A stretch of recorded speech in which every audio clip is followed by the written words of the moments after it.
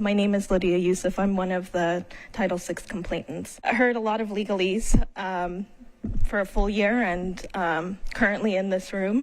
And I think a huge tenet of white supremacy is that we disassociate from ourselves and from our feelings and from this impact, and we erase the human impact of this. So I wanted to make sure that that is front and center here today. Audre Lorde said, "I feel, therefore I am." So I want to make sure we're centering that. I want to start by thanking Reverend Davy Tucker and Ashley Batchelder and the MHR team and the Commission for countless hours for the past year in remedying the harm they did not cause. In a government system that is choosing to resist the people, I know they have put their necks out for us and have kept a clear conscience to stand on the right side of history, because one day this moment will be studied, and our descendants will ask where we were and who we believed and what we did. And I am proud to have known y'all through this process and the measure of your character. I chose today to read a portion of my public comment to the Arts Commission on August 17, 2023, which was not recorded, to advocate against the defunding, because right now in this room, we are in the same spot going into fiscal year 2025. From what I see, we again have a legal department choosing to withhold funds from Nashvillians for the sake of securing subsidies for the art monopolies going forward. We are back at that round table, and artists between each commissioner in August, 2 hours of public comments to hear from artists about their labor and their creation.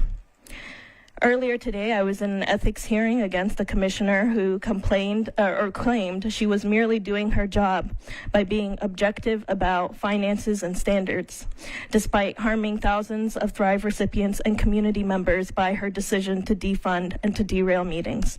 What's sadder, this meeting was followed by an ethics complaint against the council member on a very small violation, not really any violation. And the accuser had grievances about the council member not allowing his zoning request, which is very, and found that she had failed to disclose where her mom lives, and she was found in violation. But the person who has harmed hundreds of people in Nashville was not. So I understand that there's a push for legal. I know there's a push to understand the code, but at one point in this country, a lot of things were legal, and a lot of things were pushed as separate but equal. And that, to me, does not stand before us today as an excuse for what's about to happen. In Nashville, just like on March 4th, I stood before y'all, before the report, and there were Nazis who had marched at the end of Black History Month. Today, a couple months later, a few days ago, Nazis were marching freely in Nashville. We are hearing the same echo of history. Reagan differentiating between crack and cocaine to incriminate Black brothers and sisters, white governors saying, but the law says separate but equal, so segregation must stand. We are in another moment for civil rights. Black and brown people are being criminalized for speaking out.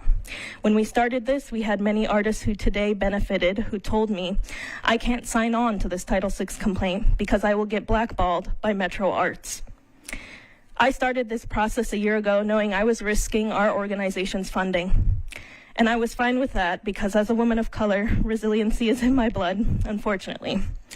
I listened as white people like Benjamin Smith from Southern Word complained that his $1 million organization would lose $10,000 this year from Metro Arts if it was paid to people of color. And I stood up during my public comment and I said, the reason y'all are upset is because you're being treated like people of color and are told to figure it out. And that's why we're here today. White people in the city cannot fathom being equal to us. And that makes sense. Here's a legal department that has provided us this offer, pitting artists against one another. Here's a legal department that has told BIPOC we are a liability. If white people attack safety and take out the teeth of the CRB, legal will enable. If white people attack health equity at the health department as reverse racism, legal will enable. If BIPOC want funds from nonprofits that keep them safe around the defunct Office of Community Safety, legal will let those contracts go unfulfilled, last I heard. If white people want subsidies for their boards where Ingrams and Frist sit, legal will enable. I want to emphasize what this is because it's not conciliation. Just like that vote was not the proper legal decision for Nashvillians or our will as a people. This is a shame that we are being forced to sign to have the muralist paid. It's classic white supremacy pitting artists against one another, those who have been paid and those who haven't, to maintain the status quo. We sit here discussing whether or not we pay muralists today, or we go to the courts or risk our payments instead of a people and a government standing against white supremacy. So no, it's not conciliation. As James Baldwin said, "What do you want me to reconcile myself to?" I was born here almost 60 years ago. I was gonna live another 60 years. If you have told me, you always have told me it takes time. It's taken my father's time, my mother's time, my uncle's time, my brother's and my sister's time, my nieces and my nephew's time. How much time do you want for your progress? Part of my statement that was not recorded on August 17th, during one of our art classes for South Nashville kids in a room of Egyptian, Ethiopian, and Latinx kids, we wrote a song together with a Nashville songwriter in English. One of the Egyptian girls asked the songwriter, a white woman, "So what do you do then?" The white woman responded, "Oh, I'm a songwriter and a nanny." The Egyptian girl replied, "What is a songwriter?" The white woman answered, "I write music for singers like Taylor Swift, you know." The Egyptian girl said, "That's a job?" We didn't have time to explore this question. Just one more minute. Okay. This dilemma with the kids that day, but these are the conversations we have with our kids. The singer even said, "Well, you're in Music City." And she said, "What does that mean?" We have had people who want to do a Nashville Arab Film Fest. We have had an Egyptian Muslim woman who plays Daoud, the Arab lute, that has not gotten funding. We have people who want to start an Arab festival here, but can't do that.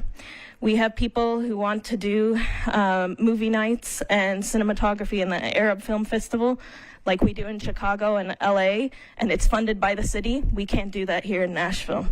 We have people who want to restart the Arab newspaper that died with the editor. We can't do that. We have people who are world-class artists and papyrus artists and painters here living in Nashville who are very well known in Egypt and here. We can't fund them. They can't create art here. They can't even pass on that tradition here. We have people who, there are about 15 Coptic Orthodox churches. A lot of them are painted by painters, I'll finish this thought, who have not